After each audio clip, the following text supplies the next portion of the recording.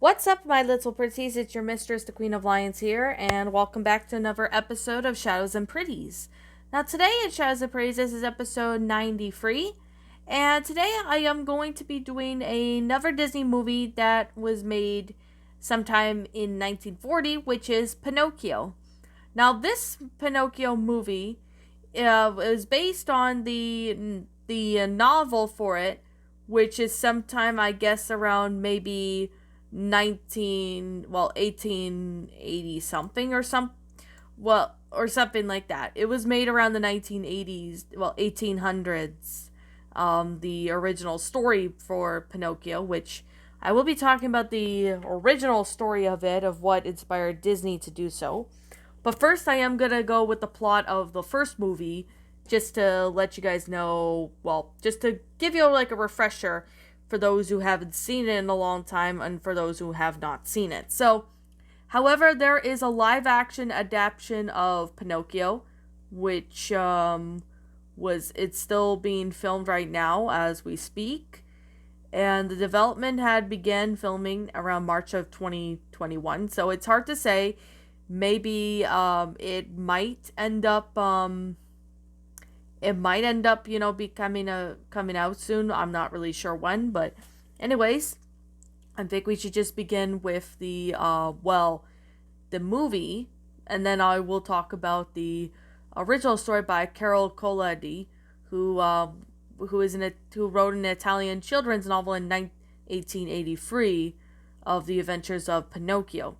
So anyways, let's get down into it. So Jiminy Cricket arrives at the workshop of a woodworker named Geppetto, who finishes his work on a wooden marionette and he names it Pinocchio. Before falling asleep with his pets, Figaro the cat and Cleo the goldfish, Geppetto wishes on a star for Pinocchio to be a real boy. During that night, a blue fairy visits the workshop and brings Pinocchio to life. Although he remains a puppet, she still informs him that if he proves himself brave, truthful, and unselfish, he will become a real boy, and assigns Jimmy to be his, companion. Geppetto is shocked and ecstatic discover the fact that the puppet was alive. The next day on his way to school, Pinocchio is led by a stray con artist fox named Honest John and a sidekick Gideon the cat, and they convince him to join the Stromboni puppet show to become a star as a live puppet without strings.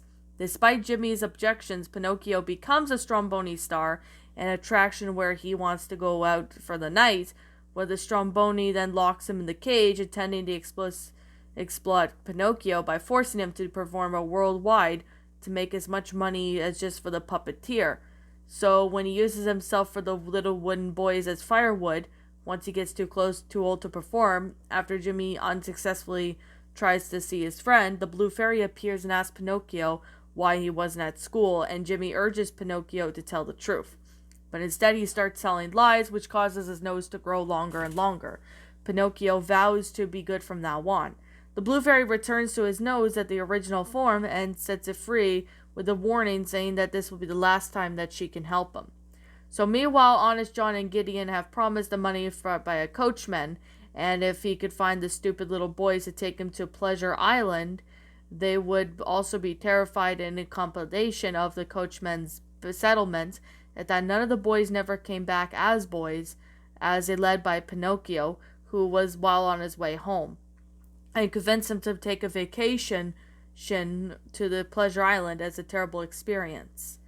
Yes, which of course Pinocchio befriends with Lampwick, and who is another boy who, without rules or authority to enforce the island as a terrible, horrible curse, the boys that brought to Pleasure Island were turned to donkeys for their misleading deeds and are sold to coachmen to slave labor and salt mines and circuses. So Pinocchio witnessed Lampwick transform into a donkey. With Jimmy's help, he narrowly escapes the island, only partially transformed, and though they have to abandon Lampwick and the other boys in the clutches of the coachman. So upon returning home, Pinocchio and Jimmy find the workshop vacant, and they soon get a letter from the Blue Fairy as a dove, stating that Geppetto has gone out looking for Pinocchio, but is swallowed by a monstro who is a terrible sperm whale, and he is now living in the belly of the beast. Determined to rescue his father, Pinocchio then jumps onto to the sea, accompanied by Jimmy, and Pinocchio gets swallowed by Monstro as well, where he finds Geppetto. Pinocchio then devises a scheme to make the Monstro sneeze, giving them the chance to escape. So the scheme works, and the arranged rail chases them, but smashes into their raft. Pinocchio pulls Geppetto to safety in the cave before Monstro crashes into it. Geppetto, Figaro, Cleo, and Jimmy wash up to safety at the beach, but Pinocchio is similarly killed. So back home, Geppetto and Jimmy pets the unconsolable loss over Pinocchio. However, the Blue Fairy decides that Pinocchio has proven himself brave, truthful, and selflessness, and to reward him, she reverses the Pleasure Island curse and turns him back into a real human boy, reviving him in the process. Much to everyone's joy, as the group celebrates, Jimmy steps outside and thanks the fairy, as the reward gives him the gold badge that certificates him as the official coincidence. Wow. I would definitely have to say that is actually a pretty good story of Pinocchio.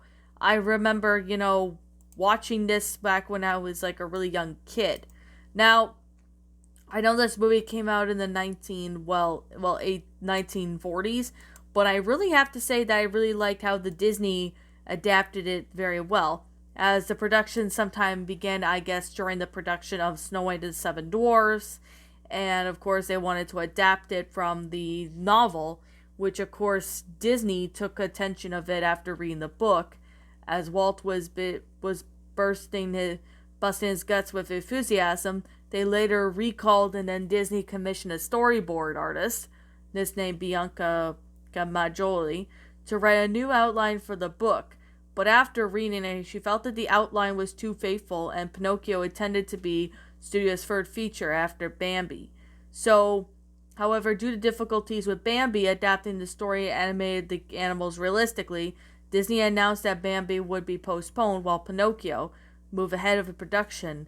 So they were reassigned but certain characters for the project, the writing and the design. Unlike Snow White, which was a short story that the writers could expand and experiment with, Pinocchio was based on the novel with a very fixed story. Therefore, the story went through drastic changes before the final making. Now, in the original novel, Pinocchio is cold, rude, and ungrateful, and a human brat who often replies sympathy and only learns his lesson the hard way. But however, in the Disney one, he kind of, it doesn't go as much. The early scenes were animated by Frank Thomas and Ollie Johnston, who, well, to show Pinocchio's design, actually looked like a real wooden puppet with a long nose.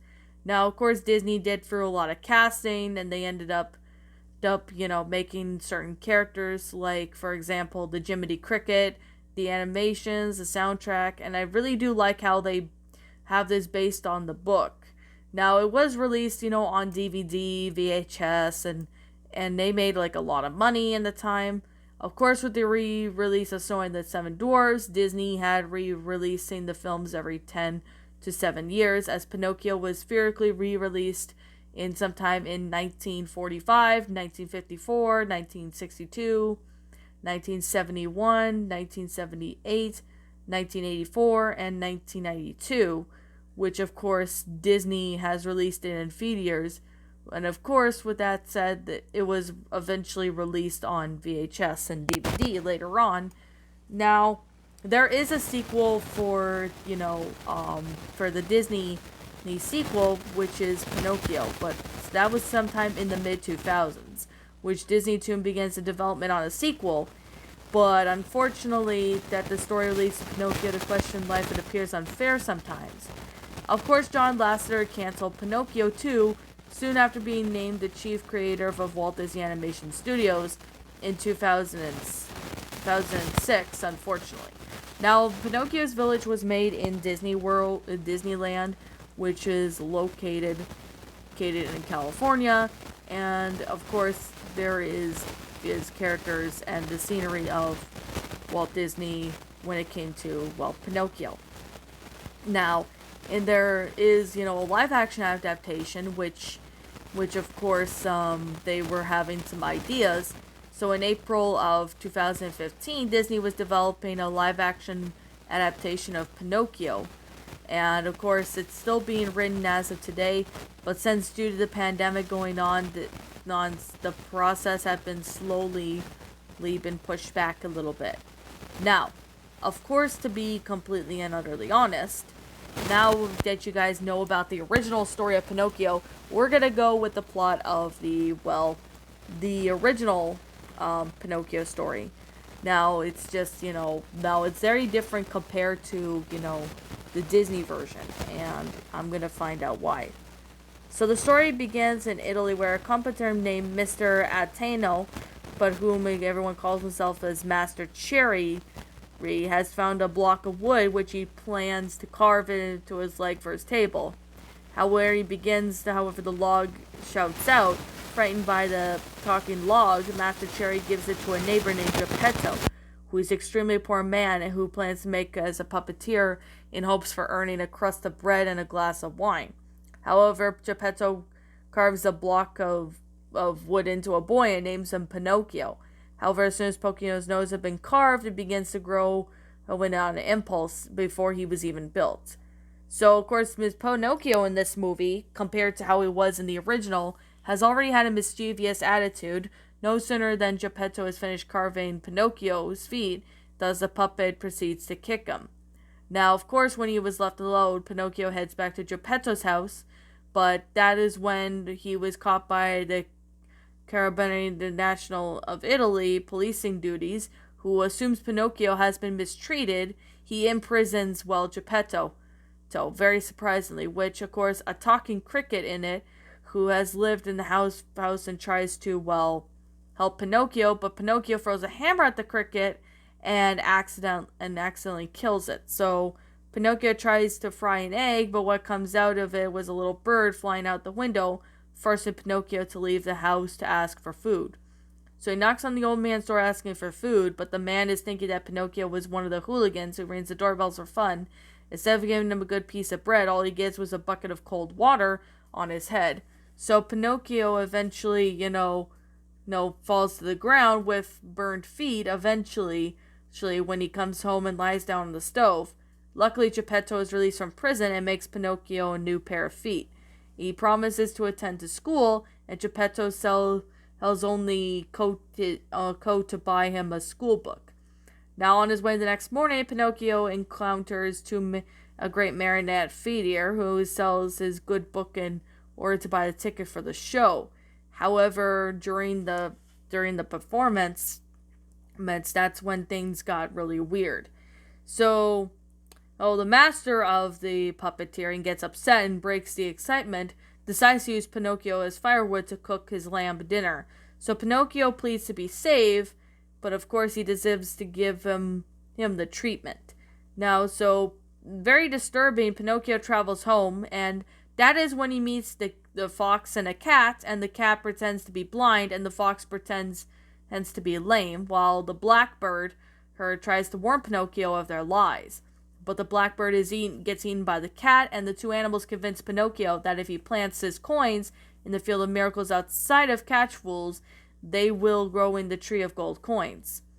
So, of course, with that being said, and this is more, weird again, the talking cricket, of course, the ghost of it appears telling Pinocchio to go home and gives the coins to his father. So Pinocchio ignores his warnings again as he passes through the forest. The fox and the cat are disguised as bandits, and they, of course, ambush Pinocchio and robbing him. But surprisingly, right now, in this one, and I'm glad Disney did not add this because that would have been messed up in his own entirety. However, Pinocchio ends up biting off the cat's paw upon that, and surprisingly, I think after he bites off the cat's paw, the falcon was being summoned to rescue Pinocchio by the fairy. Now, of course, later on, Pinocchio meets his father, but once again encounters the fox and cat, where Pinocchio then notices that the cat's missing paw, and the fox claims that he has had to sacrifice to feed it to a hungry wolf, they reminded the puppet of the field miracles and agrees to go with them to catch the gold. So in this story, when I'm looking at this story has, like, certain characters that were not in it. Now I'm not gonna go too much into detail, but let's just say that everything got a little bit weird when it came to this story. Now, of course, first Pinocchio ends up seeing that there was the monster, or the monster of the sea, who tries to, of course, first attack, Pinocchio, but of course, they ended up going through more her planes, but they eventually take care of the monster in the sea. Now, since I'm not going to go too much into detail because there's a lot of information, but this story was pretty popular at the time when it was first released. But of course, they did have to, they do had to sit there and, edit it and make it more kid friendly. So then that way it was more friendly for kids when it came to, releasing it in theaters. Now, of course, there was some other adaptations besides Disney who adapted the story very well. Now, what made Disney's Pinocchio pretty good was that it was based on the actual story, but Disney ended up making it changes a bit into it so it would be a lot better. Now, in my opinion, when I saw this movie as a kid, I this actually teaches, everyone that it's not good to lie, because, if every time you lie, the lie grows bigger and bigger, and then you'll realize that you're screwed, basically. So I definitely would have to say that the Disney version of, Pinocchio actually did pretty good. I also like the original story, but I think the Disney one did a lot better, because with the Disney one, it's, pretty amazing and well made. Even though it did have dark moments in it, it's still a really good, fun, movie to watch, especially if you were a young kid. So, I guess with that being the case, that being said, that's all I would have to say. I don't really have much to say about this movie, but I have to say this movie was a pretty good movie, and I do like the original fairy tale of Pinocchio, but I definitely would have to say I prefer the Disney version of it because, everyone knows the Disney version. So anyways, that being the case, that being said, what did you guys think about this fairy tale? Did you like the movie? Did you like the Disney movie? Did you like the original tale? Did you not? Also, what we have done personally to help make the tale a lot better? Feel free to leave me know what your thoughts are down in the comment section down below. I'm the Queen of Lions. Thank you so much for watching today's episode. And if you happen to be brand new here on this channel, be sure to like, comment, and subscribe because I make brand new videos every single day. Don't forget to ring the notification bell to when I upload. And as always, I will be seeing you all in the next video. Thank you so much for watching this. And if you happen to, want to rewatch one of my older episodes of Shadows and Pretties, there is a playlist in my channel, so you guys can go check that out. And as always, I'll see you all in the next video. Peace out.